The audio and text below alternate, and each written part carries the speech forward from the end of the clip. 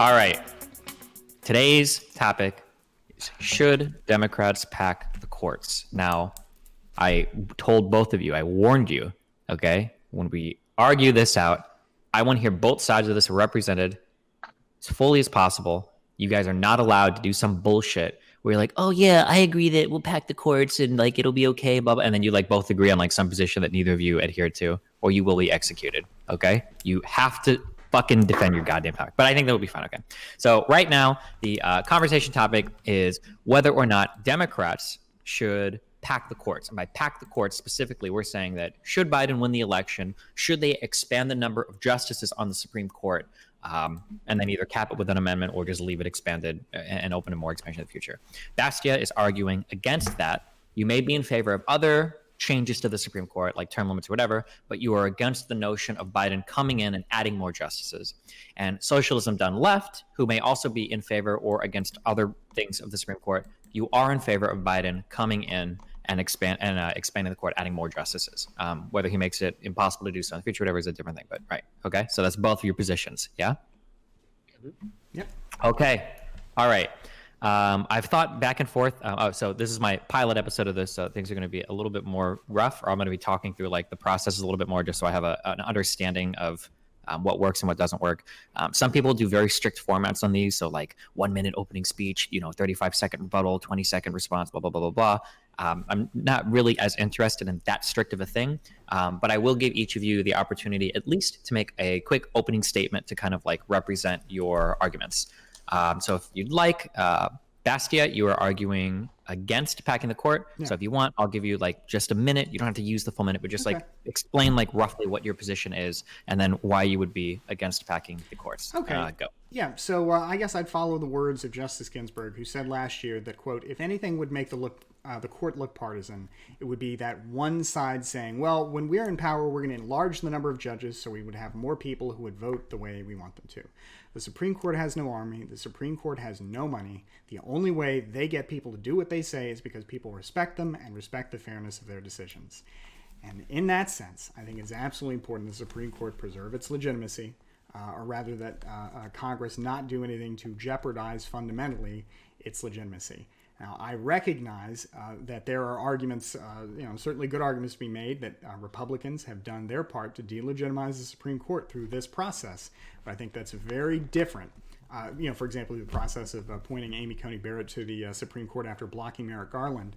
But I think that's very different from a process of expanding the court for the clear purpose of getting a political majority that would turn the Supreme Court into a nakedly partisan branch that would erode its authority, and before long, one way or another, it would no longer be able to contribute meaningfully to our constitutional order because its authority would be eroded in the eyes of the people, and eventually Congress and the president would just begin to ignore it as convenient. So my position is that.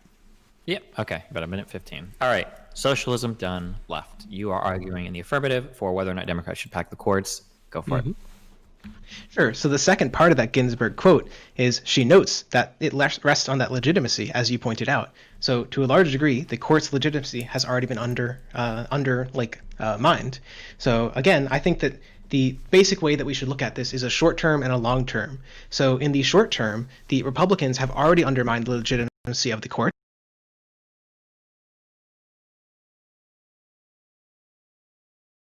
Feedback. Yeah, wait. Bastiat? Sorry about that. I think they made it when you talked about it. Yeah, my microphone was unplugged. You're all set. Okay, it's all good. Sorry. Anyway, in short, the basic idea is that No, I'm sorry. I'm just fucking with you. Go ahead. In short, the basic idea is that in the short term, we need to gain more power on the Supreme Court because the Republicans have expressed a desire to use whatever methods they have, be it gerrymandering, be it not packing, but making sure that their candidates get on the Supreme Court through almost any means necessary. So the short term is that we need to get a little bit more power. The Democrats and people who are in favor of continuing democracy in the United States need to get more power to achieve short-term electoral reforms to make sure that democracy keeps functioning the long term. And the long term, the argument is that we should use the current moment of packing the court to enact some of those reforms. We should use it as a leveraging power. Specifically, the argument that I find most convincing is that we should do something like appoint 2 justices. So we return it more or less to the status quo with like 6 conservative, 5 liberal. So there'd be still a slight conservative majority, and threaten to appoint 2 more liberal if they don't enact a constitutional reform. Okay. Am I lagging? Nope, you're pretty good, I think. You're good. Okay. Okay. All right. So I think based off your opening statements, I'm going to ask a question, and then I want you guys to talk it out, is what we're going to try, okay? So the first thing, given your 2 opening statements, I'm hearing is whether or not the legitimacy of the courts have already been undermined such that anything is basically permissible. So Socialism Done Left, you brought this argument up. Do you want to go down that road? Why do you believe the legitimacy of the courts has been undermined? And then Bastiat, you can just respond. Go. I mean, sure. So like we can just look at the increasing partisanship of the appointments. Like it went from in the 70s, people would be appointed like 98 to 2 or something. Today, every Supreme Court vote is a partisan vote. The same thing is true of the lower court votes. In addition to holding up Merrick Garland, the Republicans held up the largest vacancy in modern history for the lower courts.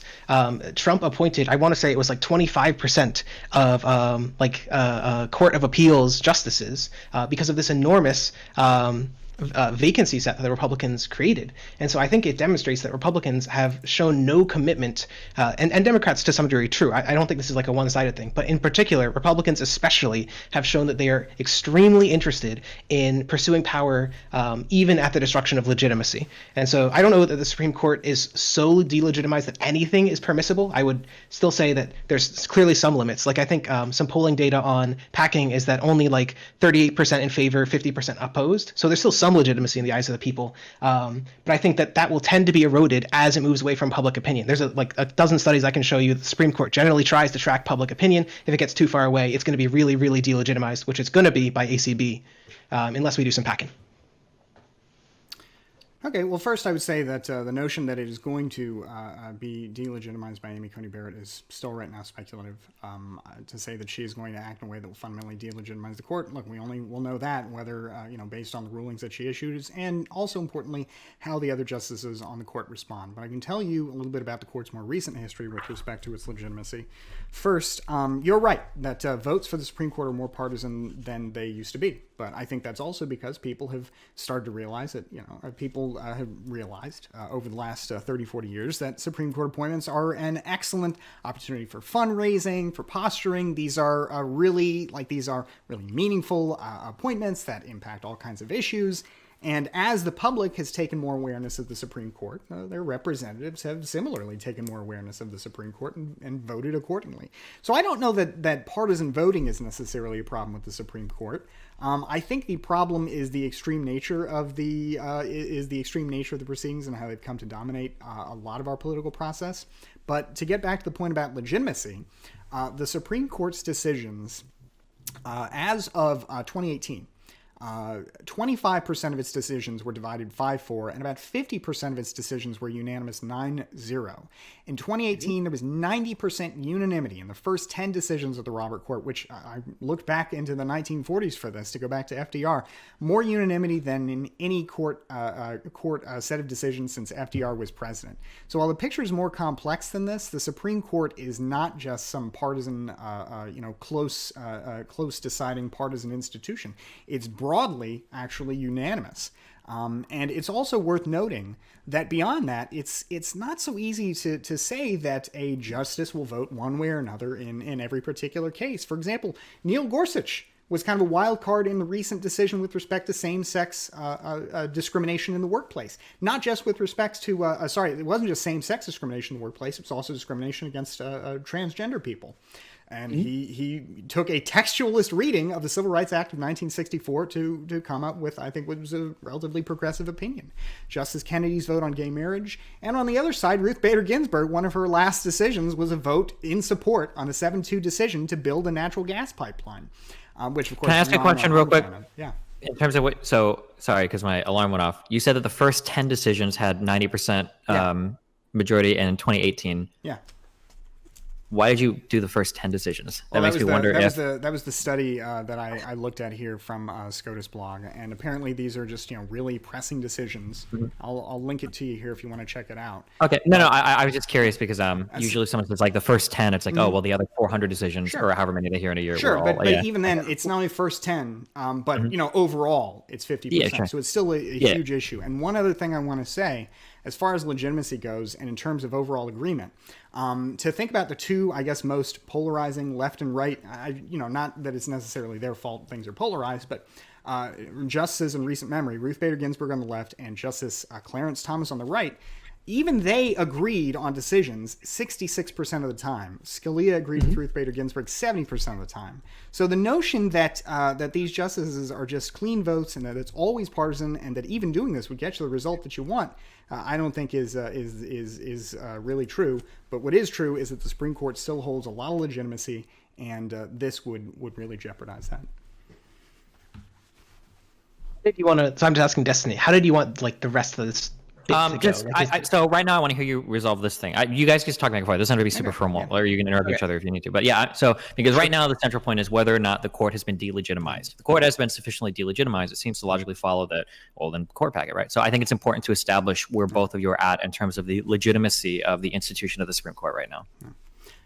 So I guess the basic responses I would give, it seemed like Bastiat kind of raised 2 points. One is that it's not necessarily that the court is partisan, it's that politics is partisan, and therefore it's driving the court to become partisan. And so I don't know that there's actually necessarily a distinction between these positions. If it is the case that politics in general is so partisan that the court also becomes partisan, I don't think it can escape that. Why don't we stay on just that one at a time so we don't have to do 2 points at once? Yeah, I don't think at least I wasn't trying to say that the court has become more partisan, because my point in raising the notion of, well, they've had basically 25% of their decisions have been 5-4 and 50% of their decisions have been 9-0 for, say, the last 20 years, is to say that while these votes may be very contentious, their work product is not really changing, in terms of the partisan bents. Well, that gets to the second bit. So there's a bunch of neat studies actually showing that even the Supreme Court generally follows people's opinion. Like that if you look at individual court cases, they do broadly follow with people's political opinion. And so one of the possibilities that you're seeing here is that the Supreme Court is choosing cases that are uncontroversial because it's worried about going too far from public opinion. Even the conservative justices are worried that they will delegitimize the institution. And so if your argument that it's not delegitimized is that they aren't currently using their power to delegitimize it, then your argument is basically resting on them continuing to choose to do so. And I don't like to put my faith in people to choose to maintain democracy. I'd like it to be an institutional solution. Sure, although I don't really know that the Supreme Court is going to go one way or another with respect to, quote, maintaining democracy. The Supreme Court's chief charge is upholding the Constitution. So I mean, but that has enormous impacts for democracy, right? Absolutely. But I'm not sure. In 2015, they literally had a ruling which was 5-4, only one vote different, where they almost ruled that gerrymandering was unconstitutional. Yeah. That could have enormous impacts. Gerrymandering is one of the biggest biases in American democracy. Absolutely. But, for example, I guess what I would get at is for all the arguments you could raise of, well, look, it's very important that we have control of the Supreme Court because this issue will come up. For example, voting rights. You could spend your political capital trying to reform the Supreme Court, or you could spend it on a comprehensive voting rights bill. You could, for example, update the unconstitutional What if they strike it down? Voting Rights Act. Now, you're right. It's always a risk that they could strike something down. But that's the argument there is basically if you're saying, what if they strike it down? Well, I mean, the Supreme Court, I guess, could theoretically strike anything down, but they don't. And typically, their decisions are not these kind of close-cut. But typically, the court is decisions. also not 6-3 conservatives, right? But even then, it's still the majority of the decisions are not so partisan ties. Now, you're right. So far, it is possible things could change. It is possible, I think, for example, Amy Coney Barrett could destroy the court. But I mean, we've got to have some precedent before we say that's definitely going to happen, right? I think something that's really important for a clarifying point for you guys arguing here is, Bastiat, you keep responding with the majority, most of the cases, 50% or whatever, are ruled similarly. Yeah. But it seems like socialism. What should I call you? Do you want to be called Socialism Done Left? Aiden, SDL. I don't Aiden. Okay. But so it seems like Aiden's response to this is that that few percent that you're talking about, those could be the court cases that matter, right? That, maybe 95% the judges are in agreement, and then the 5% is black people are no longer human, or abortion is now illegal, now we can talk about how similar they are, but this one thing in difference, right? We have 50% DNA similarity to bananas, so yeah. So yeah, go into this. Yeah. Okay, so I think that's a legitimate point, but I guess at that point the question is, what do you want to spend what do you think you can spend your political capital on? Do you want to spend it on a project like reforming the Supreme Court, or rather packing the Supreme Court, whose history of success? I don't think political capital is getting into a whole different argument. Right now, what I want to know is whether or not the court is legitimate. That's what we're not. Well, look, how should we think okay, about like yeah. Okay, well, I'll say this. In terms of its legitimacy, I mean, I think it seems to be compared to the inherently partisan nature of the office of president and the excessively low ratings of public approval of Congress as an institution. The Supreme Court typically does better in public polling than either of those branches of government. So by that metric, they are more legitimate. By the metric. On that note, though, yeah. One of the things that's very interesting. Sorry, just to step in. Like I can literally show you a study that the public approval of the Supreme Court is directly related to how closely it follows like public opinion. And so this argument seems to be like a very contingent one. Yes, right now they're very popular, but what if they start gutting the bills we care about? What if they undo Roe v. Wade? How long is that going to last? Okay. I guess Roe v. Wade's actually a bad example because it's not that popular, but like more popular bills. So I'll say this. In response to the. Well, let me just make this. Make a point real quick. Okay. In response to what if, that's where I think I'd have to start talking about political capital, because what if calls upon solutions or responses versus, just saying, well, let's do something on the basis that they might, One question that I have here. So in terms of you guys talking about the legitimacy of the Supreme Court and things they could rule in one way or not, I have two questions that I'm going to want to follow down. But the first one, most recently is, so you talk about how they could gut some bill. Right.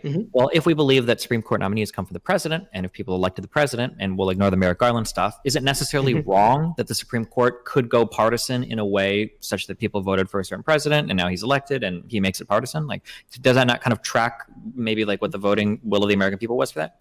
There's two issues here. So one is that even if a majority, say, were elected and they wanted to just like eliminate a demographic group, I think most of us would agree that it is necessary in a functioning democracy to protect the rights, like certain rights, like voting or like life, to such a degree that you can't allow the majority to override them. And so I think that there's a somewhat relevant concern in the issues of like gerrymandering and voting rights that the conservative Supreme Court could strike down those rights and meaningfully disenfranchise those minorities from participating in politics. And I had a second point, but I totally forgot it. Yeah, I would only say that I think it's probably important to try and think about cases that where they have done some of the things that we don't like. For example, the voting rights case, the most recent one. I'll have to pull the name for it, but I think we're both talking about the same case, where the Supreme Court ended the pre-clearance of certain 6 southern states. Yes, Shelby County is the name of the case. I think maybe Shelby County. And in that case, the Supreme Court said, look, we are ending preclearance here. That part of the Voting Rights Act is unconstitutional.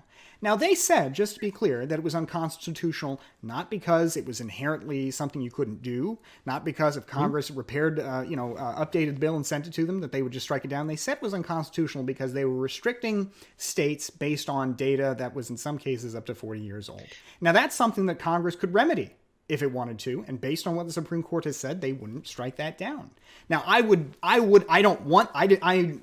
the decision had not gone that way, but it seems to me that the response there, if you've got a majority in Congress, is to pass an updated Voting Rights Act, like, for example, H.R. 1, that addresses some of these and then goes much farther, rather than spending your energy on court packing, right? Like, if that's your worry, is that you're going to get that decision, then I guess pass a law rather than pack a court.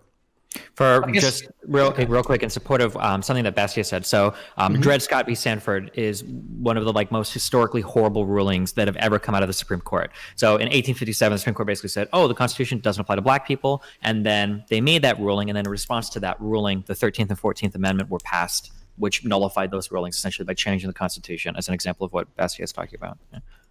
I guess the 2 points there are I do agree that the court struck down. Sorry, let me do the three things. The second point that I wanted to bring up before was just if we are agreeing that the Supreme Court is acting in a partisan fashion where they are working with the president to provide a second answer to your question, Destiny, then I think we'd also have to abandon the idea that the court is like a nonpartisan institution. And so I think that if that were true, then the legitimacy of the court as this neutral arbiter would also be falling apart.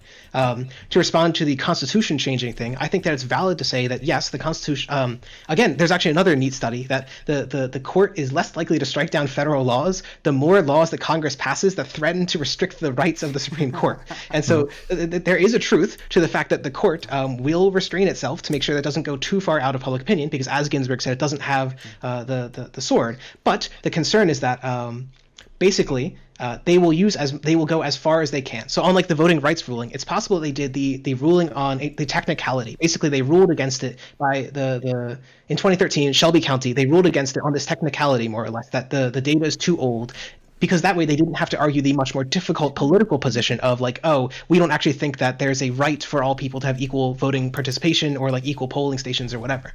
And similarly, the concern is that in particular, if we see that Republicans are in fear that they have like a long-term inability to maintain power, that these court justices might feel pressured by that to act in such a way that they would maintain power, if we are to believe that they are partisan justices. Well, like this is their last best shot. Well, I guess there are two things there. One, it sounds like you're saying that, and please correct me if I'm wrong, you're saying that the real goal of the justices was to undermine the entire thing, and they picked this technicality, but their real motive was to undermine the entire thing. I can't say, but that's certainly possible, I guess is my point. And I guess I would say you're right that that's possible.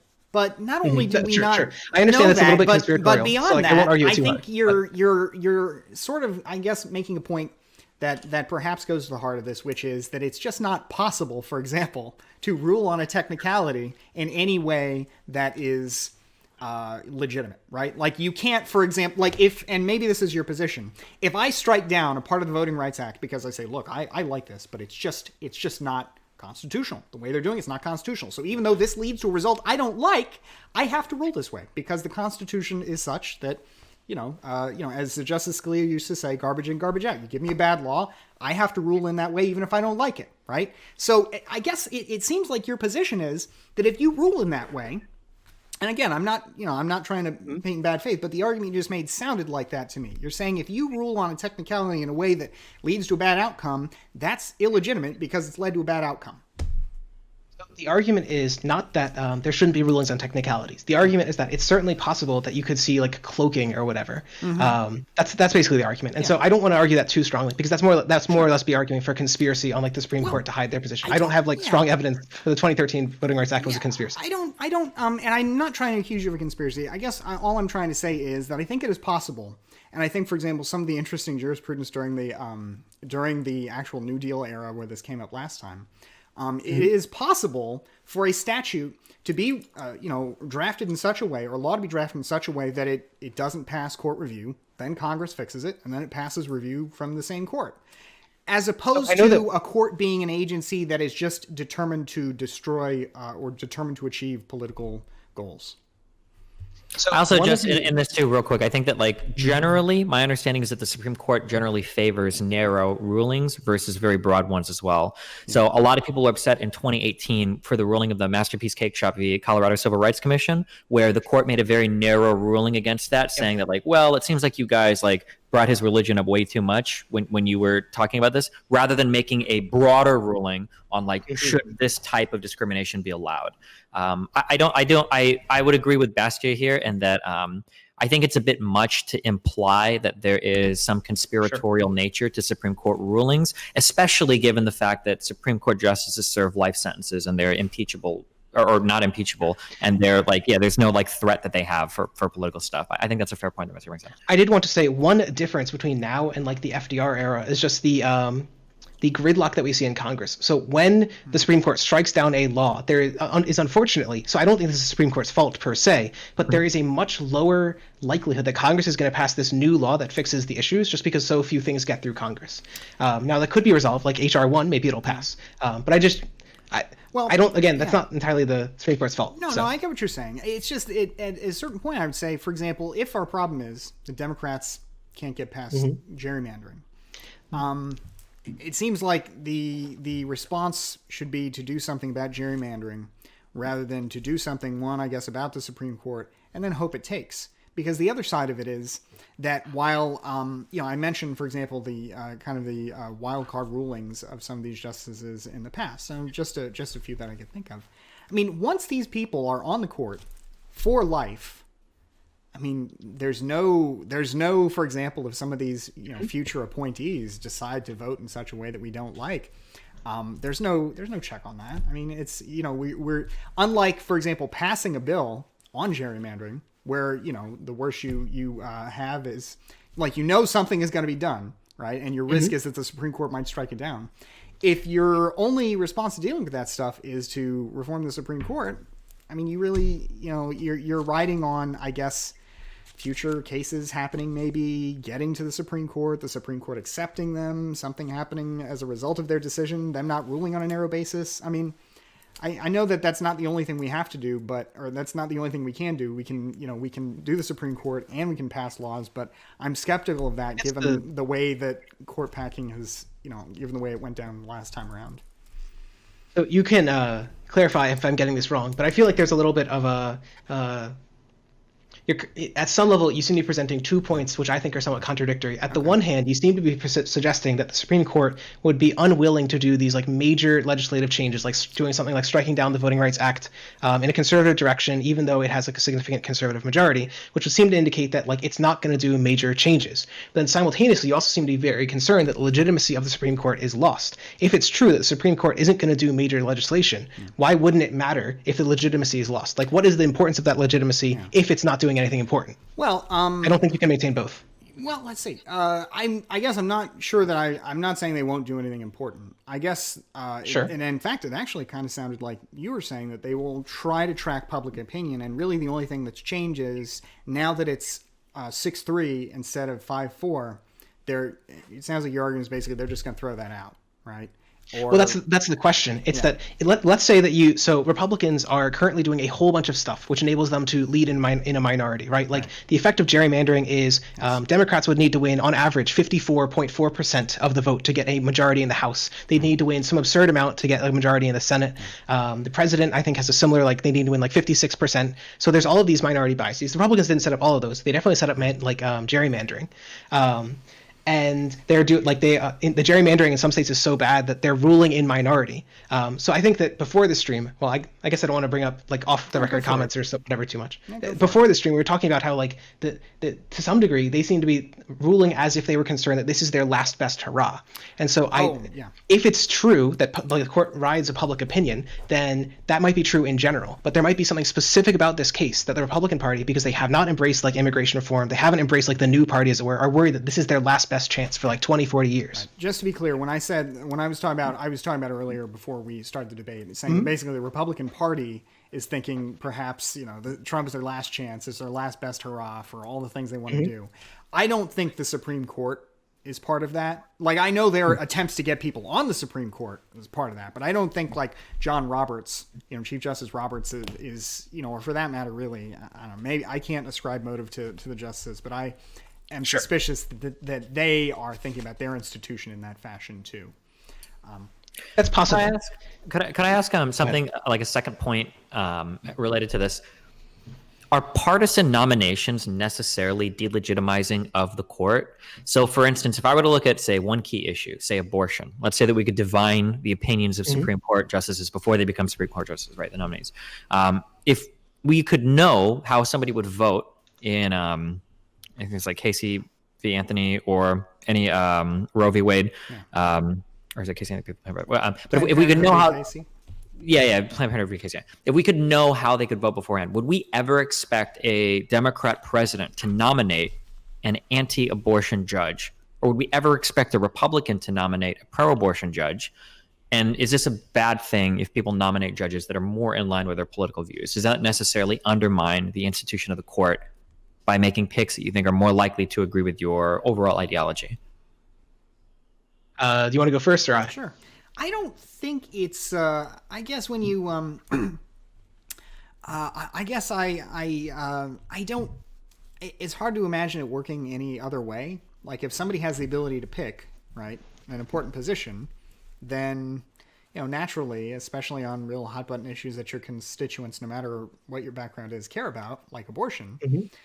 I mean, there's no, you have to, I can't imagine saying, well, I would not consider that. And I just don't really think that's even possible. I don't, and so I guess I don't know that I can think of an argument for why it's bad.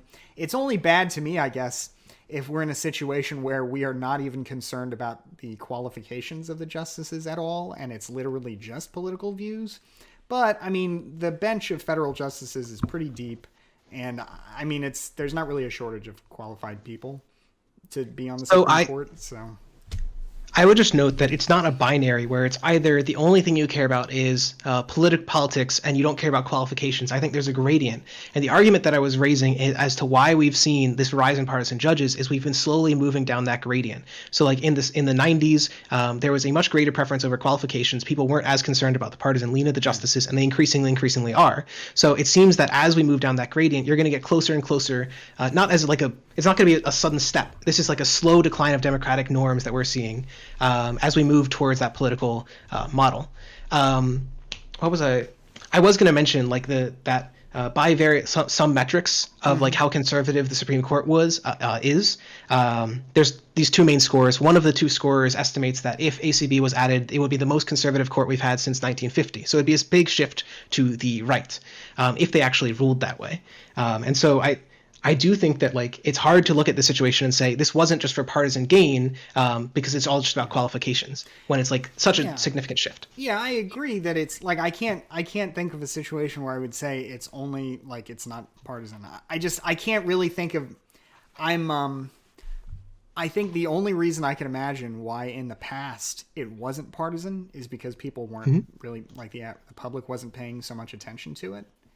And you know, in a situation like that, then I guess Congress is not so interested. But now that the Supreme Court is a serious issue of public debate and citizens are really engaged on it too, as opposed to the past where I suppose it was less so. One thing I'd be curious though that I haven't looked up is the last period I can think of with a lot of like political polarization. I guess like comparable to what we've got now, the 1960s and 70s. I would be curious what Supreme Court appointments and votes looked like then as well, because we had a court then that was super, and haven't looked at this, so I'm curious. Maybe you two have. I have those stuff I have goes back to the 70s. Yeah, the Supreme Court was a very, like at that point was very, you know, you could call it reasonably activist, and it did things that were very controversial with a lot of people. You know, I mean, I would agree with most of. Yeah, the Warren Court, right? Right. Something to keep in mind too, just as we're talking about like political biases and nominations or whatever, you can probably go farther back, but under Nixon, Nixon nominated Clement Haynsworth, and that nomination was rejected by the Senate, 45-55, because of his record on like civil rights. That was like kind of a political rejection. And then there were also ethical lives that were brought up as well, but the civil rights thing I think was the main driver. And then under Ronald Reagan, he nominated Robert Bork. And Bork was rejected as well, I think because people were upset at his opinions. It was like 42-58. People were upset about his opinions related to constitutional issues from Nixon's Saturday Night Massacre. Yeah, so there have been rejections of Supreme Court justices in the past that have been voted on because of what seems to be like pretty politically partisan issues. That's only going back 50, 60 years. I don't know how much further go back. You can probably find more. So I guess I posted this graph from 538, which I think captures it reasonably well. While it looks like in the period from like the 70s to the 90s is what I'm saying, there were some justices who were voted down and were controversial. Most of the justices had these all near unanimous decisions, right? To extend Bastiat's logic, right? Oh, there were some exceptions, but the majority of justices were almost unanimous. The Senate was almost entirely, it seems, concerned about qualifications. And then you start hitting this like post-1994 era where you start getting 78-22, 58-42, 68-31, down and down the line until where every single one we've had of the past 7 is a highly partisan vote. And so I think that while there are examples in the past, the overall trend is like there was a sharp increase in partisanship since the 90s. Yeah, and I guess I don't view that as an issue. I guess like I view that as an issue, and I like I like some of the ideas for Supreme Court reform that would deal with that, but I don't view that as an issue that I would be willing to then expand the Supreme Court for, and then take basically an issue of like accusations of partisanship and then just like dial it up to 11 by making it very plain that the purpose of this reform to the Supreme Court is to make it more partisan. I guess what I would ask is, hasn't that already been made clear in like the Garland holdup, in the various partisan votes, and in like the ACB appointment? Like, haven't these all been clear that it's purely partisan? Yeah. What additional delegitimization is there to like being more partisan about this? Right, and I think that they have changed. Congress has changed the way that Congress has adjusted its norms, right? But it has not adjusted the rules of the institution and how the institution itself works. And I think that's a step beyond. I think that's also. But they a aren't step even that, changing the like, rules of the institution, right? They're just adding like another the seat Democrats, for to example, seat. could have done. Like they could have held up, I guess, nominations in the past. I mean, the reason we're here seems to be because of the luck of the draw, right? Of Republicans just getting lucky with Supreme Court picks compared to Democrats. But I mean, it's. I will correct, not pure luck of the draw. Luck of the draw would have given Trump 2 Supreme Court picks. He got 3 because of deliberate obstructive action from the Republican Senate, just to be super clear. Okay, on well, that, that's right? Garland was blocked by a disruption of norms in the Senate. That's a fair point. Although, maybe I shouldn't be talking about luck of the draw at all, because you could just as easily argue that the Democrats wouldn't have had these problems if they had just won elections. So, I mean, my problem with the Supreme Court right now is that it operates as a kind of death lottery. And So that I guess the end result is that now every time there's a seat, it is a partisan disaster. But it seems like your position is to then basically bring the partisanship into the open, dial it up, as opposed to, I guess, trying to do something else to it. Or I guess I would view your solution as making that problem worse, not benefiting it, in exchange for policy outcomes that are possible but speculative at best, and which I think would come at the cost of really, I think, dealing with the fundamental reason why our democracy is in trouble, which is that Congress has routinely delegated things to the president and to the courts. For example, we still have no codification, for example, of Roe v. Wade, right? It's not in federal law except through the extent that it's gone to the Supreme Court. We've had Democratic Congresses, we've had Democratic presidents, but they have refused to act on this. And so I think that, to me, is the real failure, not the construction of the court. Well, so on that, like the two problems I have here is I would like to design, the Supreme Court feels like it's designed for like a clubby sort of politics where there is no partisanship. If partisanship, when introduced to an institution, can so quickly like destroy it and make it as partisan as I think it is in the modern era, then I think we should change that institution. Like this is the same argument actually for reform of Congress. This is why I don't think that first past the post works for Congress. Like the very fact that you noted that Congress hasn't done these things is why we got to change Congress. I think the same argument applies that it seems like the Supreme Court is non-functional. It seems like it's based on lottery. It's based on death. It's highly partisan nowadays. Therefore, it needs reform. And I did want to say, like, as a second note, I do somewhat like the reforms that what's the guy's name? I read the article that the reforms you seem to like on Twitter.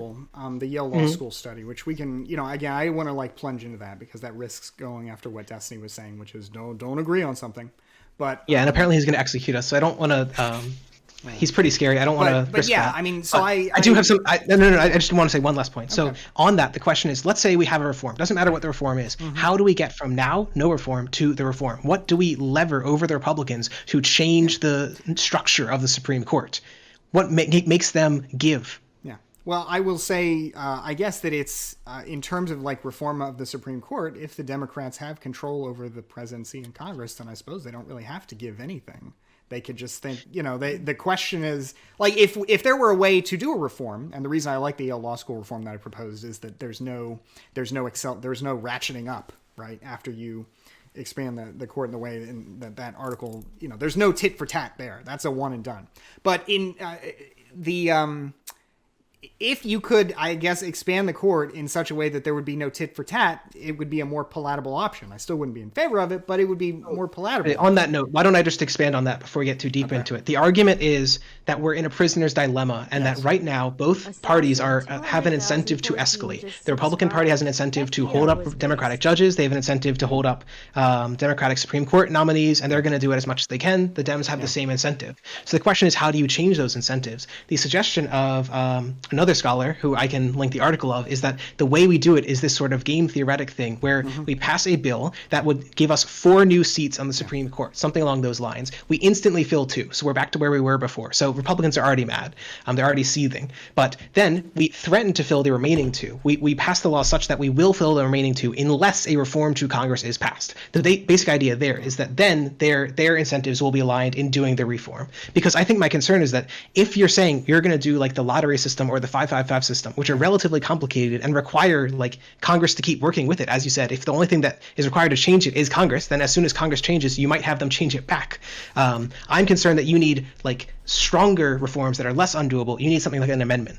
And so how do we get to that is my question. Well, I will say that the reason, well, I don't want to go into the Supreme Court lottery just yet. I don't want to like sort of change the subject here, but I guess I don't. The reason I like that is there isn't really a way for Congress to change that one back that I have been able to find. But that being said, can they just undo the law? Can I ask a question here? Take HR 2020, strike it. I'll tell you. All right, I'll talk about it. So here's the big idea. Wait, real quick. Can I just, in terms of what socialism, in terms of what you're suggesting, so I imagine that when you say they should pass some law with the other 2 seats up for hostage, basically, to pass some law to make the picks less partisan, like how. Yeah. Like what kind of law are you talking about? I'm curious. It's so you pass a law which gives you leverage. The leverage can be for whatever goal. It's so say we have kind of 3 reforms. I have a reform that I haven't explained, and then Bastiat has suggested 2 reforms, which are the Supreme Court lottery and the 555 court. Any of these reforms, we like plug it into the law, and we say unless we pass a law that looks like this, unless we pass this as like an amendment or something, then we're going to add 2 more seats, and now it's not going to be 6 conservative, 5 liberal. It's going to be 7 liberal, 6 conservative. Yeah, and what I looked over that plan, I guess what I didn't like was it seems like it based again on the last example we have of how Supreme Court reform, court packing worked in the past during the Roosevelt administration, in a time in which, I guess the background to that concerns me about any kind of political prospect for Supreme Court reform is this. In the 1936 election, FDR wins with 60% of the popular vote and 98% of the electoral vote. It is an insane blowout. He controls Congress with 77% of the Senate and 77% of the House. Unprecedented in terms of political strength. The first major domestic policy initiative he undertakes is the court packing. It exposes faults in the Democratic Party, faults which still exist today, albeit in different forms. And immediately the public is against it. So, and it's very telling given how successful he was with the public in getting elected and getting his people in Congress. In the 1938 elections, let me see, I wrote this down. The Democrats lost a total of, the Democrats lost 8 seats in the Senate and 72 seats in the House. And from that point on, they still had majority as a party, but the breakdown in the factions of the Democratic Party hamstrung Roosevelt's agenda for the next for the rest of his term there. So what I'm concerned about is that what we're talking about is taking a political calculus that didn't work in an era where the Democrats had a supermajority, and then applying it to what we hope and still hope will be a reasonable majority. It won't be a supermajority, after if Biden is elected and the Democrats take the Senate. We're going to apply that in a much more vulnerable political situation and, like Roosevelt, lose all of the steam that comes through a big contentious reform. So I think that the idea that we're going to pass this is speculative. But even if we do, the notion that it's going to result in the Republicans coming to the table, as opposed to using this as red meat to wave to their base to score a blowout in 2 years, I'm very skeptical of that. I mean, I haven't seen anything that suggests that that's how it would work because, again, historically, what happened was the Republicans came back from the dead as a result of court packing. Okay, so just to be clear, so now we're kind of moving on to like the political efficacy. I don't feel like 100% we established whether or not the court was legitimate or is not or is or isn't legitimate. I feel like there are decent answers on both sides. It's probably not something that you can prove objectively. Yeah, like if you're going to do down your logic tree, I think that's one of those ones where you're going to have to call that one gray, right? Yeah, especially because it seems that we don't necessarily even agree on what does it mean for the court to be legitimate. So I'm okay moving past that. I just wanted to establish that. We can talk about that some more or not. You know. No, that's fine. We can move past that. I was just curious if there was like a razor, like boom, the court is completely illegitimate because of this. But we can go back and forth on that forever. I do want to say one more thing about it, I guess, about legitimacy, and the reason why it's worth talking about, and maybe you'll have a thought. Okay. On this. The reason it's worth thinking about is that, again, like Justice Kagan said in a little bit I mentioned earlier, the legitimacy is all the court has. If the president has no legitimacy, he can... Sorry, I shouldn't call you out on that. What's that? I said Ginsburg, but I shouldn't have called you out. That's like a technicality. I'm sorry. Oh, well, no, I'm sorry. I didn't cite Kagan, but the second part I mentioned... Yeah, she mentioned the bit about we have no army, we have no money. But yeah, you're right. The other part was from Ginsburg. But what she meant when she said that is, if we don't like Trump, he's not legitimate. Well, he's got guns. Congress has money, and money, can compel people to do things. The court really only has legitimacy. So I think it's a little different than talking about a president or Congress, because what I fear is a situation where you've got your next Trump and you've got a delegitimized court that the president just says, screw you. What are you going to do about it? Me and my supporters don't care. And are whereas the president, for all his faults, and they are legion, has been somewhat constrained by the Supreme Court when it has issued decisions that have gone against him. So that's my worry. Okay. Sure. Do we want to move on? Okay, so then like the political efficacy of doing this. Is it possible to do it? And if the Democrats were to do it, would they suffer severe political consequences for doing so? And then again, I understand this is a bit of a, I don't know, just like an ethereal topic. It's going to be really hard to definitively say yes or no, but yeah, go. Bastiat kind of already opened. Yeah, I would only say that I'm open to the alternative, but that's my best reading of history and where we're at now. So I guess I would have two main points here. One is that there is a key distinction between the kind of so the suggestion I'm making is not just pack the courts for partisan gain, because I think that will look bad. It might lead Republicans to do better. This is unlike the Roosevelt, right? Roosevelt was just packing for partisan gain to pass the New Deal legislation. And to be clear, in the end, he did end up the court did end up working with him. The long history is that whenever the court does get seriously threatened, they worry more about their legitimacy than striking down policies. They stopped rejecting his policies. So as an aside, that is a fear of mine, that you get a president who comes in, bullies them, and makes them do whatever they want. But the second comparison I would make is the difference is that we are passing something where we are trying to reform the institution to become less partisan. So we are saying we like explicitly do something like we are playing partisan hardball to reduce partisan hardballness or something. I don't know how much that will matter in like the messaging or whatever, but I will say that's like a genuine structural difference, even if it's not a messaging difference. The second point I was just going to make is there's a direct analogy to the impeachment. So I will post some polls about the impeachment in the group chat or whatever. Okay. So these are polls on the impeachment over time. And these are polls for court packing. And so what you saw in impeachment is before Nancy Pelosi announced the inquiry, 51% opposed it, 38% supported it. That's a net minus 13. After she announcement, it was 43% against, 49% support. So plus 6. What does that mean? Just to boil it down, plus 19% support after Nancy Pelosi says aye. Most of that is because the Democrats fall in line. Right now, we have almost identical negative numbers for support for court packing. Right now, court packing, 47% against, 34% support, minus 13. If we imagine it's just as easy to flick a switch and Democrats change their mind, it's not that hard to imagine that we might have net popular support for this. So the concern is that right now, after these impeachment inquiries, which so many Democrats were worried would energize the Trump base, it doesn't seem like that has done so. Trump is on, assuming the polls are correct, he's on record to lose like a landslide victory. This could be different, but the impeachment is not like, it is a counter example, I would say. Okay. So I'm not sure how I would read the impeachment on this, because sure. I guess I would be curious, like whether the impeachment would have landed differently if we hadn't had, for example, COVID-19. It really kind of changed sure. the narrative. It's sort of like this is actually the first time because I read the story the article that you cited, and I saw they mentioned the impeachment, and I was just thinking, wow, that happened, didn't it? Yeah. But it feels so long ago, doesn't it? Yeah.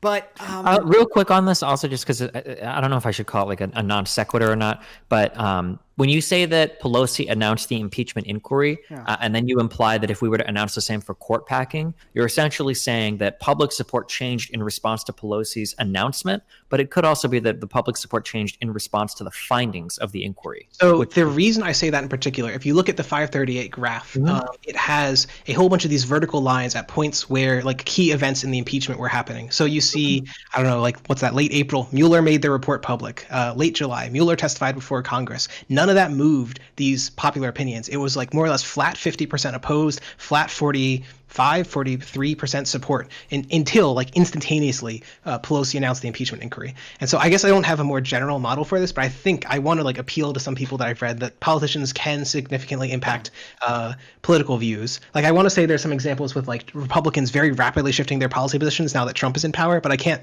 think of those offhand. I can think of one, like their position on free trade, for example. The Republican True. Party used to be the party of free trade, and now it is the party of protectionism, and only really one factor has changed.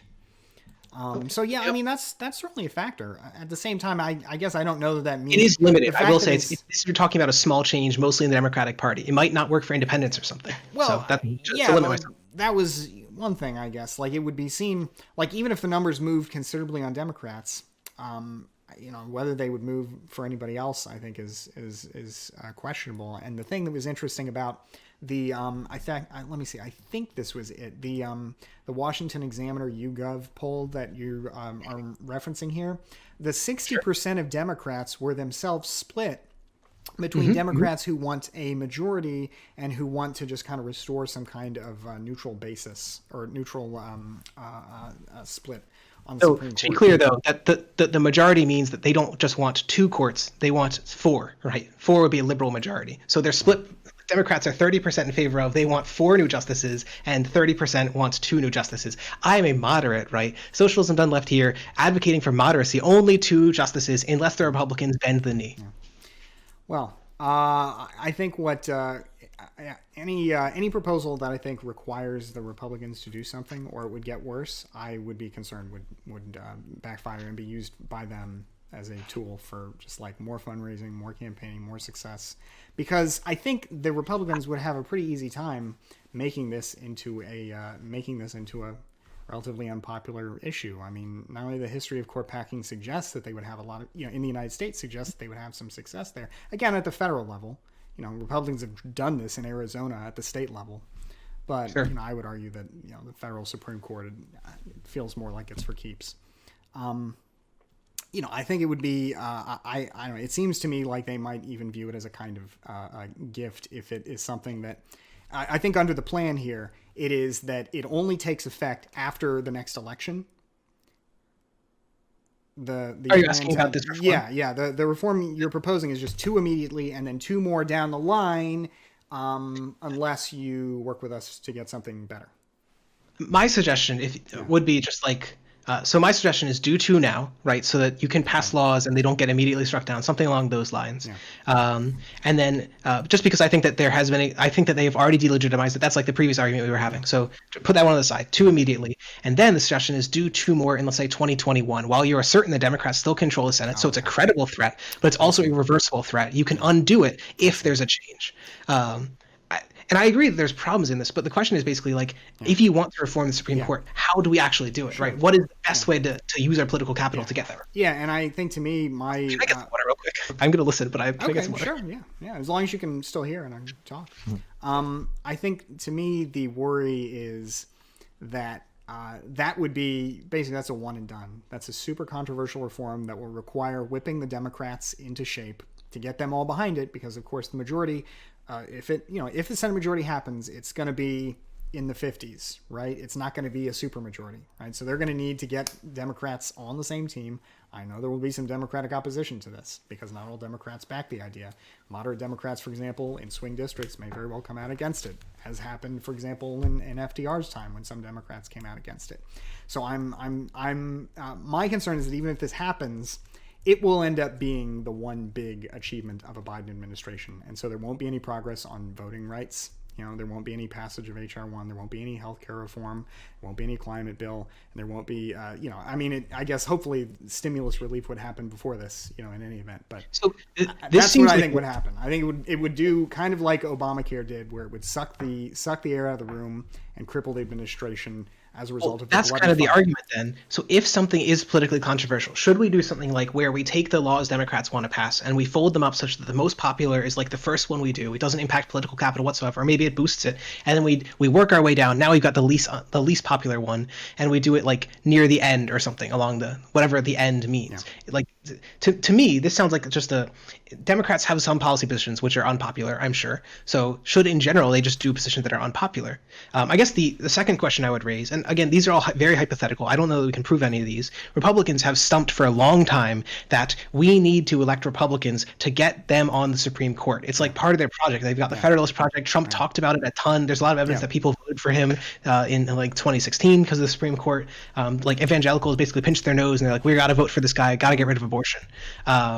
Could you argue a similar sort of thing could happen for Democrats? In other words, let's say it drives up engagement for Republicans, and let's say it drives it up quite a bit, like 15%, but we get a similar effect among Democrats, plus 10 or something. It's still partisan gain for them. Maybe they still benefit, but there's like some sort of trade-off. It's, I guess that's possible, but I'm glad you mentioned that because as far as I've ever seen, that is an issue that just animates Republicans more.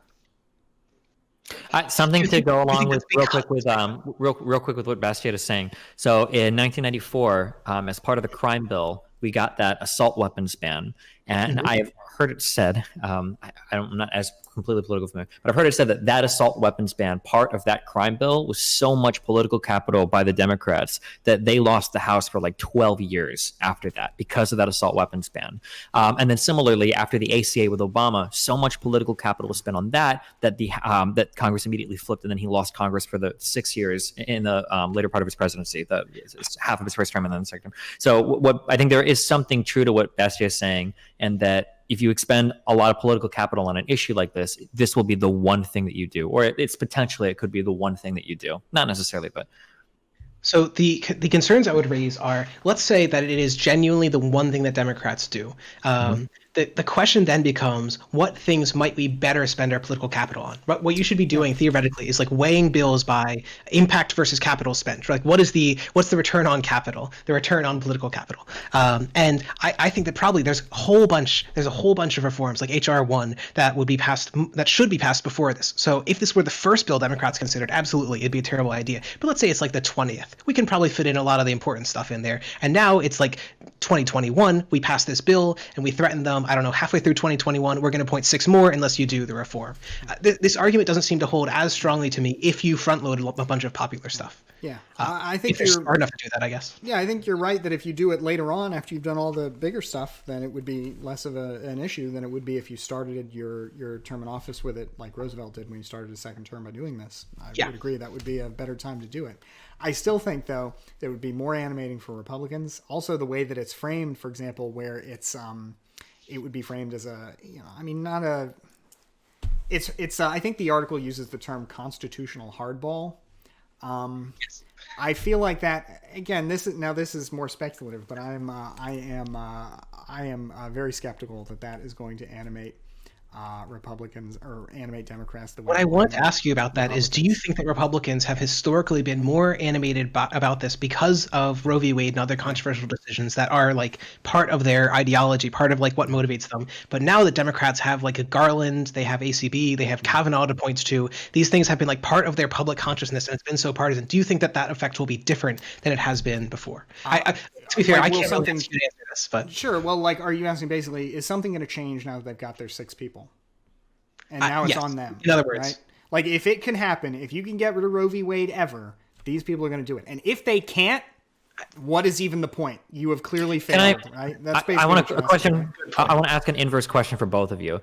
For Socialism Done Left, my question is going to be, if KCV, Planned Parenthood, or Roe v. Wade comes before the court, and they basically reaffirm the ruling 5-4, they managed to keep that intact. Would that change your opinion significantly on anything you're saying? Would you look at it as like, well, maybe there is more integrity to the court that I'm giving props to? And then for Bastiat, if we were to start to get a ton of 6-3 or 5-4 rulings against what we would consider maybe some like fundamental civil rights related stuff. And if these were broad rulings too, that like, yeah, gerrymandering is fine, get rid of all this voter clearance stuff, like blah, blah, blah, would that change your opinion on the integrity of the court? And then like the necessity to change the institution in some dramatic way. Socialism Done Left, you can go first, guy.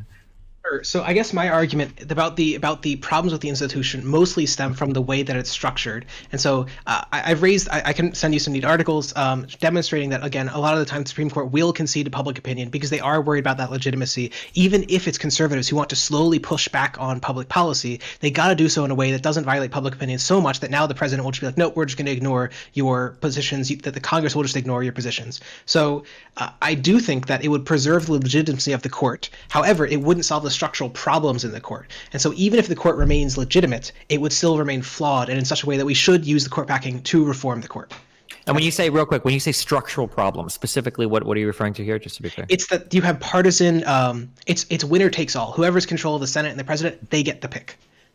Okay, gotcha. So, I know that we're not specifically talking about this, and I don't want to wheel this in, or maybe we can do this at the end. But so real quick, some people have proposed that every 16 years, I think, we do a new judge like that, which something like that restore. So that would mean that one pick per president. Something like that restore the legitimacy in your eyes, or would that not be enough? I think that there's two things. So I've suggested. I don't want to take too much of Bastiat's time before you forget the question. Go ahead.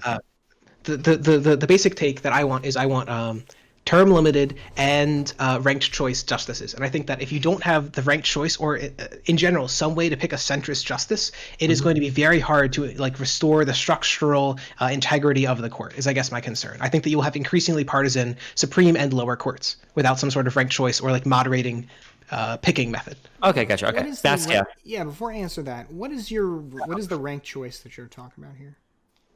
Sure. So the way that a ranked choice vote would work is you've got five. Let's say you've got 5 candidates for one position. Just make it very simple. You rank them 1, 2, 3, 4, 5. Yeah. Candidate 1 doesn't pass, your vote goes to candidate 2. If 2 doesn't pass, it goes to 3. Right. And now candidate 3 passes. What it tends to encourage is candidates in the middle win. You can even set it something absurd, like you have to win 75% of the ballot. Mm-hmm. And but just to be clear, you're talking about ranked choice voting for candidates, not like some elections for judges, right? Oh, no. Okay. Yeah, I mean, more radically, I would propose that. But in the current context, for the Supreme Court, in 2020, we should just have the Senate do a ranked choice vote. So the president would essentially nominate 10 justices or something, and then there'd be a ranked choice vote in the Senate? That would be the proposal. Yeah, a slate of justices, and ideally, I would actually like it to be multi-member. So it'd be you elect say 5 or 3 at a time, because that even more encourages you're going to get one lib, one conservative, and also a moderate. Whereas if you pick ranked choice vote, can still result if everyone votes very dedicatedly, where you put one lib and one conservative. All the conservatives pick the conservative, all the libs pick the lib. You can sort of still end up in this. It's more safe to have a multiple-member ranked choice vote, but I would even be happy with just ranked choice vote. Yeah, I haven't thought about a ranked choice vote for justices before, but so I'd have to think about that some more. But what I guess to your question, Destiny, but thanks for explaining that to me. Your question, Destiny, of would I, if we started getting these rulings that I'm saying are less likely, but are possible, like if we get somebody who strikes down the whole Voting Rights Act, just on technicality because it's just a racist decision or something really ridiculous. Or really against the grain of public opinion. Would I be more strongly in favor of it? I would say this.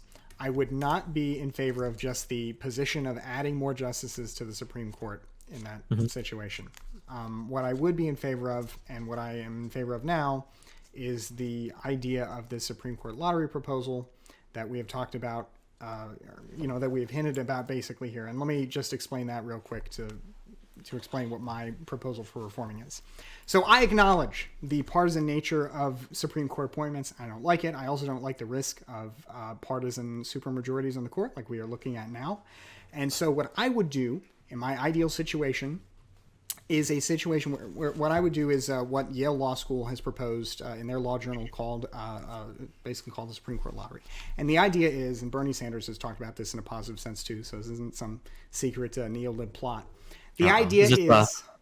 go ahead. Yeah. The idea is that everybody who's on the Federal Court of Appeals would be elevated to also be an Associate Justice of the Supreme Court. And then 9 of them would be randomly chosen to serve on a panel that would deal with a selection of Supreme Court cases for 2 weeks. So basically it would be a rotating system. There would be limits on the partisan composition of these justices, in the sense that no more than five would be there for any, no more than 5 of the 9 on any panel would be appointed by a president of one particular political party. So no more than 5 Republicans or 5 Democrats. I like this idea because, one, you can't undo it. Once they're on the court, they are there for life. And 2, so there's no like ratcheted up that I can think of. Maybe there's something possible that somebody hasn't thought of yet, but that's it. Once they're on, they're on. It also is something I like because it ends the risk of supermajorities. It's always 5 one way or 4 the other, but it's never going to be 6-3 again. And so hopefully that takes the pot off the boil somewhat, because there are so many more justices, because you're not sure who's going to be on any given case. Everything is a little less, partisan at any given time. So I like that idea because it is specifically aimed at taking the pot off the boil. There's no real threats. It's just the system has changed. As far as I can see, this would be at least as constitutional as anything else proposed. And so I would like to do that irrespective of what the Supreme Court's decisions are, because I don't like how partisan things are now in terms of the confirmation process. I don't like the fact that there's a risk to the legitimacy of the Supreme Court. I think this restores that without causing the problem of a tit-for-tat issue. But I would not support the notion of just adding more justices to the court on its own without doing anything else to get the outcomes that I want, because I think that would last for a few years, and it would lead to the other side doing it in ways that are worse. Okay. I'm trying to think of where we go from here. So we've talked about the. Are there any points that either of you want to bring up in favor or against quarterbacking that we haven't, like a topic that we haven't gone through? I guess I would say this. Tinkering with the court is something that I think should also be done lightly, given the way that it has worked out in other countries. Not be done lightly, or should be done lightly? Should not be done lightly. Okay. Because of the way it's worked out in other countries. If, for example, the Democrats did this, the one that the Republicans would immediately howl about the most would be, they would talk about Venezuela, because Chavez added 12 justices, and since then the court has never ruled against him or Maduro. However, this isn't just, if we've got any Venezuela stands out here, this isn't just an issue of the far left. It's very salient, perhaps more salient with the far right, with respect to the regimes in Hungary, in Turkey, and in India. So any kind of reform... Has Poland, sorry to interject, has Poland packed its courts or just retired all the liberal justices by force? I think they, I'm not 100% Poland, but I think their strategy was... they did something else with court reform where they, I think, increased their jurisdiction, and I guess I shouldn't go too into it. But basically, they did something else to water down the court, I believe. But yeah, Poland would be on that list too. Like, Sure. And I think that I know that I think there are good reasons to be worried about what results being worse than what we've got, even if it is well-intentioned at the outset. So, and I guess that's one reason I'm very skeptical of a lot of constitutional reform generally, but I think we have good reason to be worried about any real substantive reform of courts that isn't done, with great care, and that is, that has with it the possibility of, I guess being ratcheted up in a real tit-for-tat fashion. The two things I would say about that is I am aware, I think as far as I'm aware, England, it doesn't even have a written constitution, and its Supreme Court has no formal authority. It's just like an advisory body. It's like, oh no, you didn't oopsie, you wrote a law that violates people's human rights, as are a bunch of like their other organizations. So I will say that it is possible to imagine even a United States where the Supreme Court doesn't have this supreme authority. I don't know that that's a better or worse United States. I tend to think that the Supreme Court probably makes the United States a better place to some degree. So on the one hand, it is possible to imagine a world where the Supreme Court has like significantly decreased legitimacy, and we still do as fine as the British, which I guess is, I don't know, that's kind of a low bar. But The other note I would say is when we look at these examples of extreme court packing, as far as I'm aware, like it seems to be that they did it all at once, and I understand there is this risk of like ratcheting up of escalation, but I think we're already in that mode. I guess I don't know that we can escape that. We've already seen like the increasing partisanship of lower court picks too. That's what's one of my problems with the lottery. Actually, it's that now the Supreme Court picks won't be partisan. It's the lower courts which already are partisan, so. Basically, my problem is I think we're already in the ratcheting up phase. I don't think that we can escape it per se. The question is like, how do we use this ratcheting up to try and ratchet down? I actually posted a little quote in the group chat from the article by Epps and what's the other guy's name? Epps and Sitterman, or something like that, where they say, as David Posen has explained, it is possible to imagine hardball tactics to accomplish what he calls anti-hardball goals. That's kind of the proposal I'm suggesting here. Play hardball, escalate, and try to use that escalation to force it back down. I like the idea of playing hardball. What I don't like is the idea of basically if the Republicans don't go for it, then implementing the full solution, because I think that would be a real harm to the institution. So I'm down to play. I guess I'm down to play hardball, but if I were to play with your solution, it would be kind of empty because I still would not deem it to be worth pulling the trigger. I think that would do more harm than it would benefit. Sure. I guess I would. Oh, sorry. If you want to respond to that. No. The other thing I was going to say is, and this may be a point that I wasn't sure how, if this would come up or whether we disagree on it, but I would say that another position I am basically working on and that other people might, like this is one of my basic axioms here for my position is that I think judicial review and the presence of a Supreme Court are unabashedly, not just important for our constitutional system in the United States, but a good thing. I view what they have in Great Britain and in other countries like Great Britain, basically parliamentary supremacy. Their parliament can do anything under the sun, and there is no constitution except what parliament says.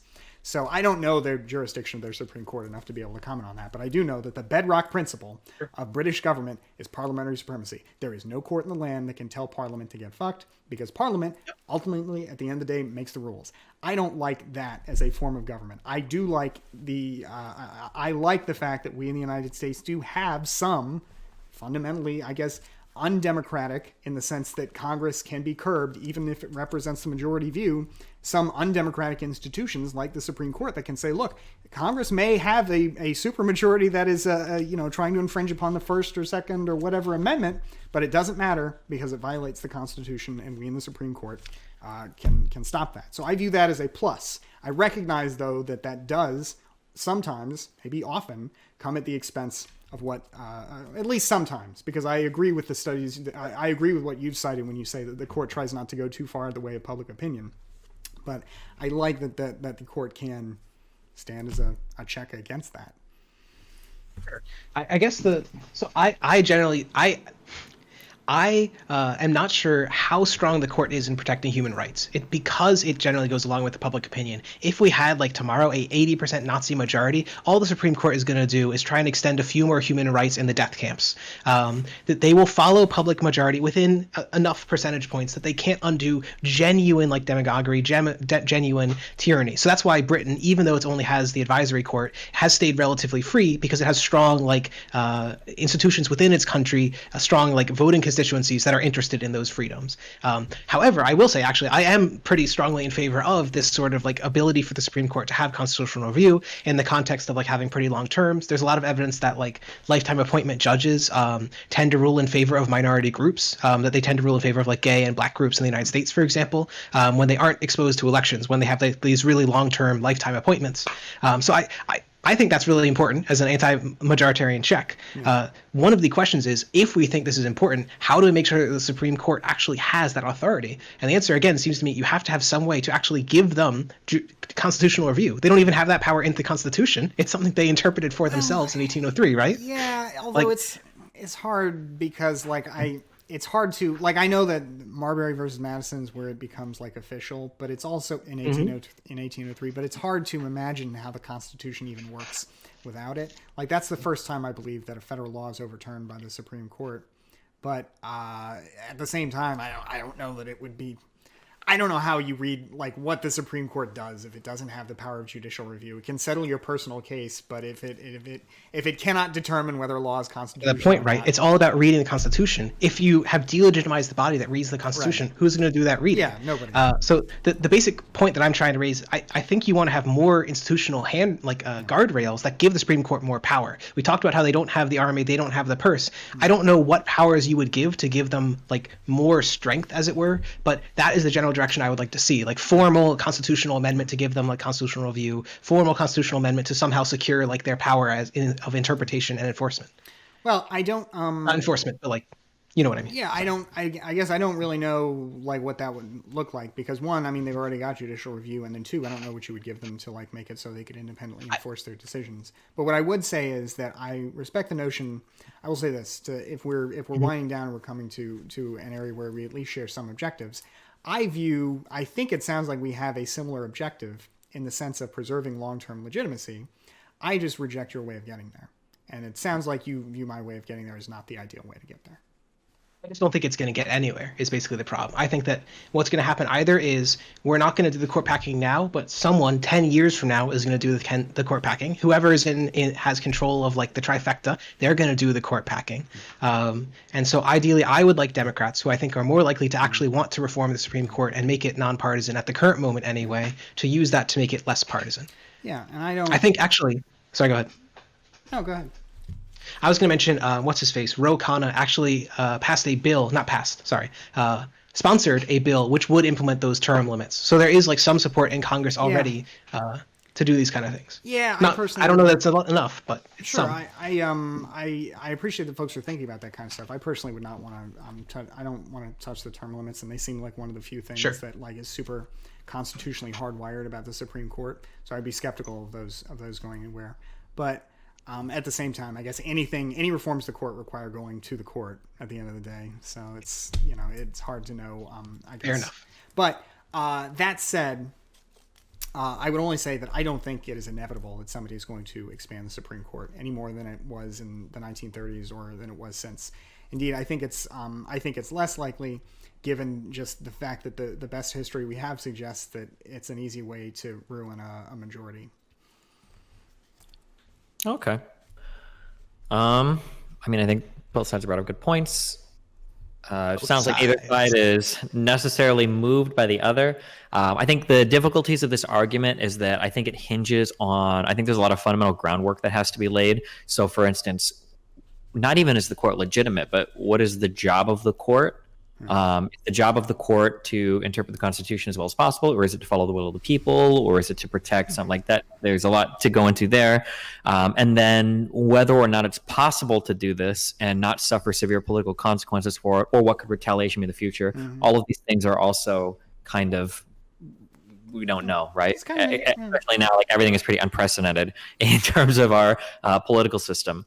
So, yeah, I mean, I don't think I can like declare a winner in any of these things unless somebody like literally starts screaming and leaves, or something. You know what you could? Well, I know that polling before and after. You've picked. Yeah, you could do some internet polls. Those are always helpful in determining the legitimate winner of a debate. Fair. You've got one order of magnitude more watchers. I wouldn't. I don't think you should actually do an internet gerrymandering poll. right now. He's a Republican. I can see it in his eyes. Well, I think you'd probably see it in the flag pin, but No, I'm not actually a Republican. I might do polls before and after for some of these. It just that could be an interesting thing. Yeah, I have two big problems with polls. The first problem I have is that if one side has a major lead going into it, that side is almost always going to lose. So, for instance, let's say that we have a debate on whether or not necrophilia should be allowed, and like 98% of people are against it, right? And 2% of people are in favor of it. If I was to poll before and after, almost every single time, that 98%, that's probably going to drop by a couple points, right? Yeah. You're not going to convince every single person, and the other person only has one. So like so like for heavily one-sided things, that's a problem. And then the second thing is that if there are certain people with massive imbalances in audiences, it also can heavily favor a poll in one way or another as well. That's true. Have you ever seen those Intelligence Squared debates? I've not. They do. They're on YouTube sometimes. It's like something they do in Britain. And they do before and after polling of the audience, but basically they pick an amount. I think it seems like the general feeling is the winner is whoever persuaded the most. So perhaps you could think up a threshold of how much you would want something to move one way or another. But you could also just do nothing. Yeah. What? From like statistical things, it is hard. The closer you get to like 1 in 100, sort of, like the closer you get to a very minority position, it's extremely hard to prove that you statistically significantly moved people, both because of like reporting errors, people just click the wrong button, and two, just because of basic statistical principles. So in general, I think that these polls would, for most of the issues you're talking about, it's not going to be 98-2. It's going to be like 30-70 or something, I would think, particularly with like the audience that you've accumulated, Destiny, who seems to, right, incest is morally neutral and so on. You probably will get at least some people in favor of the necrophilia. Yeah, sure.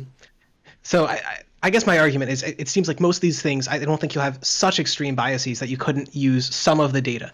The other thing that I was going to mention, you might want to do, if you could, break a topic down to like subtopics, and you had polling specifically on those issues. That could be interesting to say like, oh, the people's minds were changed on the legitimacy of the court, but they weren't changed at all on whether court packing is politically viable, sort of thing. Yeah, it's a good idea. You do that. Yeah.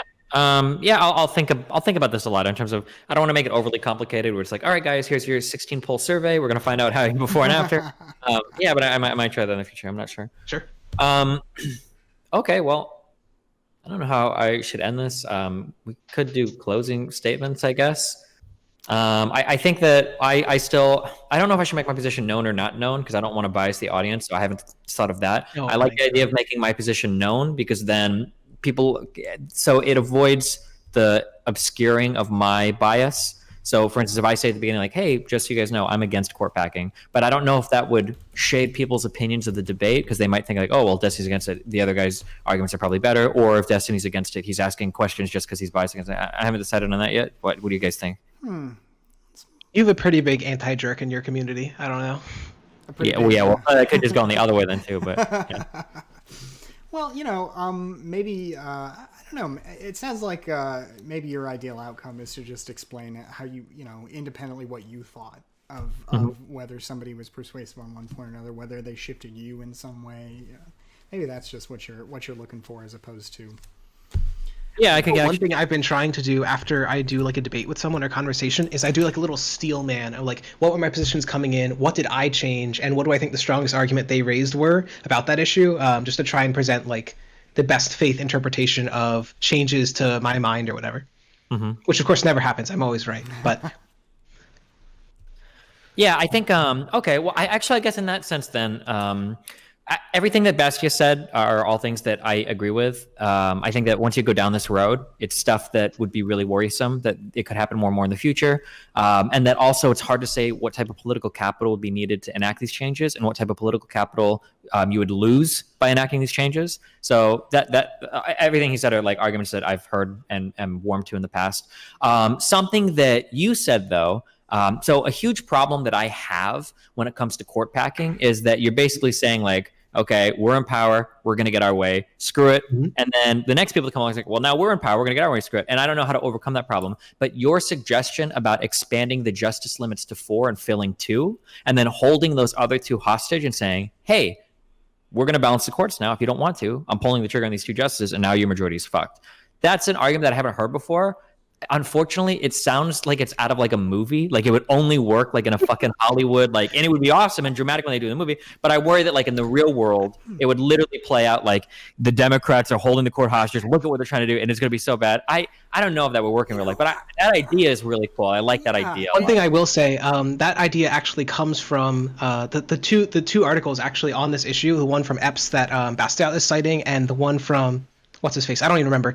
They're both making explicit like constitutional hardball arguments about these sort of things. So I think if you do want to read them, like 30 pages each or something, very interesting reads. Yeah, no, it's both of us picked. We picked good hills to die on these, because it's not just like nonsense from Twitter. It's like these are academics who know their stuff, even if they come to different conclusions.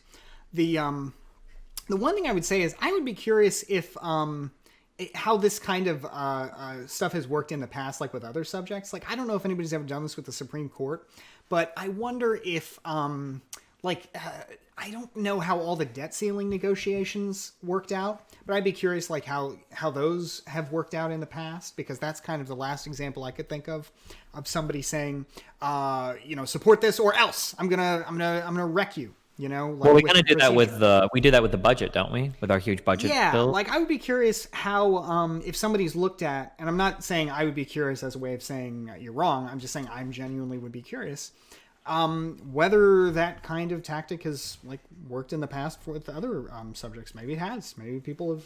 That's a good example. Do some research. Like whether people who have taken that approach in budget negotiations have typically done better as a result, or worse. Mm-hmm. Okay.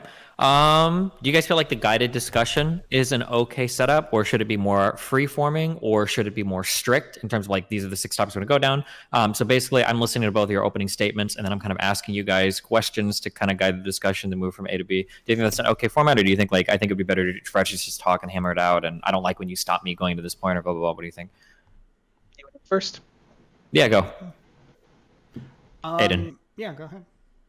Oh, I was asking if you want to go first. Sure, yeah. I only heard the last 3 words you said. I heard I go first. Okay. I'll say I'll say that I thought it was pretty good. I guess the difference I would say is when I think about this kind of stuff, I think about some of the panel shows I've done. The panel shows I've done that are the panel shows that are totally free form are no fun, and they are of course unproductive. The panel shows that are tightly controlled are similarly unfun, even if they are probably more productive. They are not very much fun, which is the ultimate reason we're all here at the end of the day, right? There are shows though, like for example, Dylan's Hippy Dippy podcast, where he does a pretty good job, I think, of splitting those. Tree of Logic has done that approach too, and I think what you did was closer to that. So I think that's a good approach. There may be times where maybe you would not want to come in as much one way or another, but I thought it was pretty good. I mean, because it seemed like you were trying to keep us honest to our points, rather than just, like, for example, you called me out, I think, earlier in the debate. Trying to move to a different argument about political capital. Yes, and that was true. And I wasn't even intending to just, I'm going to ignore your argument. That's just where my brain went. But it was good that I thought it was good. I imagine you thought it was good, Aiden, that we stuck to the main point. So, maybe there are times where that would be suppressive. I didn't really get that sense tonight, but I thought that was pretty good. What did you think, Aiden? No, I was going to say I strongly liked the boxing of the debate, where you're like, we're going to finish one topic first, and even what you might want to do, like the whole steel manning thing, at the end of each bit, you might want to like try and come to some sort of conclusion, like this is where we've landed on this topic, and now we're just going to leave it. We're not going to go back to that, because I know in some debates, I think in general we pretty cleanly moved from talking about legitimacy to talking about like political sort of issues, but some people might want to really, really go back. And so if you just, I would say slightly more structure in terms of like in the future might be necessary to make sure that people keep moving through. I think on stream you drew like these 3 lines or whatever to indicate like logical flow. If you like indicated that like you wanted a vertically structured debate where you're like premise, conclusion, and you want to make sure for each one we're like done and we don't go back to previous ones, I think that's a productive way, at least making sure that we get to the conclusion anyway, instead of doing the just scatterbrain 6 people talking about a million topics because they're all on Twitter. Especially if we like knew in advance, then it would be cool to maybe like prepare something like that. Sure, yeah, okay. So for conversation, so I picked you two because Bastiat, you're Bastiat, you're awesome, and then Aiden, you're very intelligent. You're one of the only socialists that like puts together well-reasoned arguments, and you like my videos, so you must be cool. No, but like both of you guys are obviously very cordial, are capable of having a discussion or whatever. Do you think that this type of format could work if I had people like Sargon of Akkad or Lecture Fan, or do you think that I would be accused of being horrendously biased? Do you think it would be a really good format for them? Or because I think on the next debate that I do for this, I think I want to pick a lot more charged figures, see if I can rein in those conversations, or if it'll just be a nightmare. I think it's a gradient. The closer the people are to being able to moderate themselves, the less you got to moderate it, and then the closer they are unable to doing it, the more you got to moderate it. It's not like a binary point. Yeah, the thing that's challenging is that ultimately, I guess I thought we would disagree more on our goals, but I think we have similar goals. It's about how to get there. And I think with other debates where it's like, no, You're a socialist too? agree. Happy to hear. No, but I don't think what you're proposing, I mean, maybe it is to you a step towards socialism. I don't see it as even what you've proposed to me. That doesn't seem like a step towards socialism any more than anything else that is just designed to maintain a good society, right? I don't think that is ipso facto socialism. But that said, that's interesting to think about.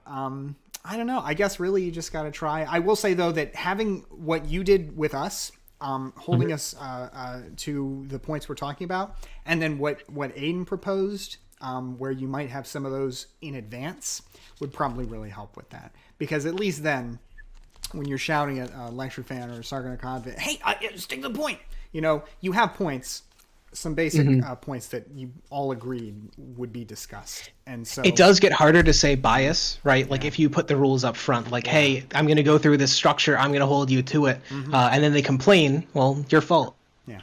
So, and I mean, I think that it's good to, I don't think there's any reason that like debates or discussions like this should only be like with cordial people. I think those are good sometimes. I feel like as a cordial people, I'm glad that I can do this kind of stuff sometimes. But, I don't think that I think you could totally do this, with firebrands and still have it be something good that isn't just a mess. Okay. Yeah. Okay, cool. Yeah. Well, hey, listen, I appreciate both you guys coming on. It's been fun. I'll see you guys around. I don't really have anything else to say to either of you. So, well, hey, Aiden, it was good meeting you. Good talking with you. I'm sure we'll do it again. It was great to meet you, and I just want to give a big shout out to Joe Biden, my best friend Joe Biden. On November 3rd, he would really appreciate if you voted at the polls. Okay. Nice. Oh yeah, I guess we definitely should end with that. Bastiat, what is the best place for people to find you? Twitch.tv/BASTIAT. Check it out. Lots of fun dreams and neoliberal memes, and we have a good time. And of course, I am riding with Diamond Joe Biden as well, so I'm glad we all agree on that. Oh, also, don't you run like a news network or something? Yes. So there is a.